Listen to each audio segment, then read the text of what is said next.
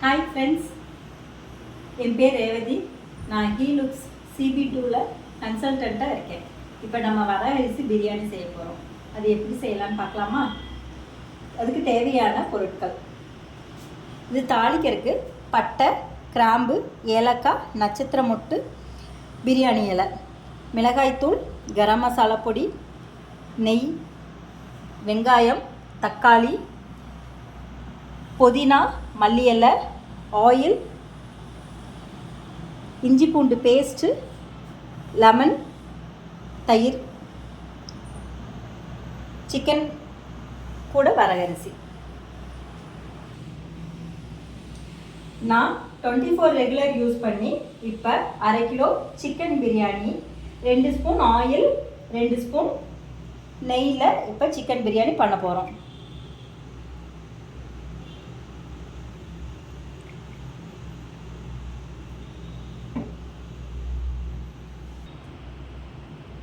இப்போ தாளிப்புக்கு நட்சத்திர மொட்டு, ஏலக்காய், பட்டை, பிரியாணி இலை இதெல்லாம் போட்டு தாளிக்கிறோம். இது கூட வெங்காயம் போடுறோம்.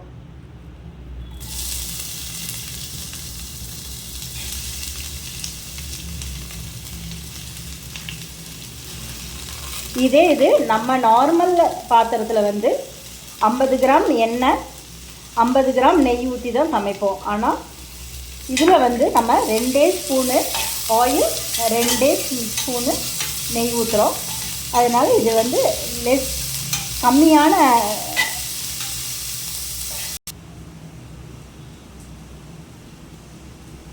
இஞ்சி பூண்டு பேஸ்ட்டு 2 ஸ்பூன்.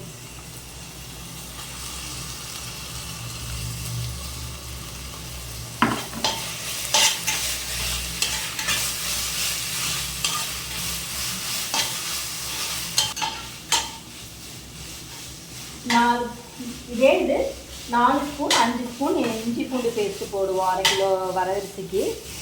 இது நம்ம 2 ஸ்பூன் தான் போட்டிருக்கோம். அதனால் ஸ்பைசஸும் கம்மியாக தான் இதில் போடுறோம் இந்த பாத்திரத்துக்கு. அடுத்தது தக்காளி போடுறோம்.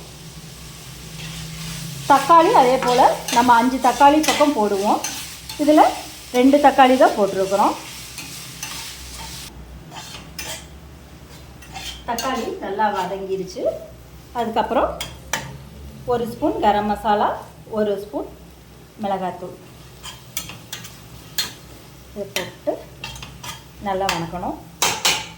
நம்ம ஹீலுக்ஸில் சமைக்கும்போது ஸ்பைசஸ் எல்லாமே நம்ம கம்மியாக யூஸ் பண்ணால் போதும். எல்லா இன்க்ரீடியன்ஸுமே கம்மியாக போட்டால் போதும்.